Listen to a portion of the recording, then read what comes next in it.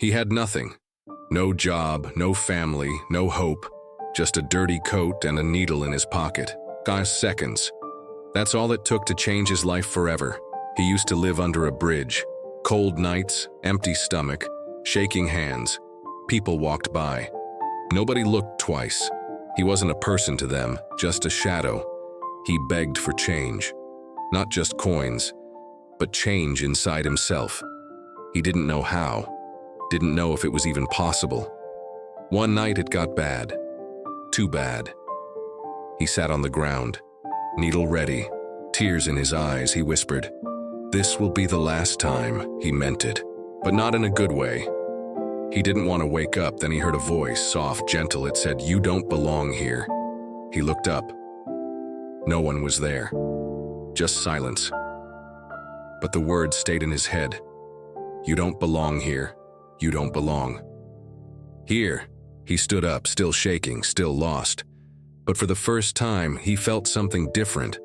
A tiny piece of fight. He walked to a clinic. Didn't know what to say. Didn't have ID. Didn't have money. Just pain. And the decision to try. He waited hours. Then someone called his name. He almost ran away, but he stayed. He sat down in a chair. They asked, "Why are you here?" He looked down, then said 5 words. "I want to feel alive again."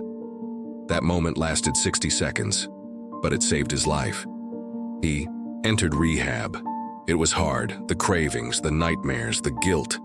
He wanted to quit every day, but he didn't. Not this time. One day clean, then a week, then a month. He started to read, started to write, started to heal. One night, in the rehab center, he saw a book on the floor. It was about business. He picked it up and couldn't stop. Reading, he felt something strange. Curiosity. That was the night he traded addiction for ambition. He learned everything he could, watched free videos, read old books, took notes. He found an old laptop at a shelter, started selling used clothes. Online, just one item. It sold $10, but it felt like $1 million. He cried that night. Not because of the money, but because he did something honest. And it worked. One sale became 5, then 50, then a website, then his own brand.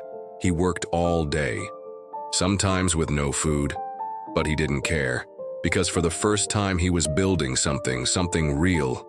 5 years later, he bought his first apartment. 7 years later, his first warehouse. Now, he helps others like him. People lost, people hurting. He tells them, "Your story isn't over." He returned to the same bridge, the place he almost died. He stood there in silence. No coat, no needle, just hope.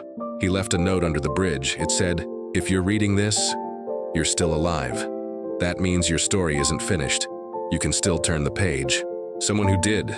Sometimes it only takes 60 seconds, one decision, one step, one yes instead of no. He was an addict, now he's a millionaire.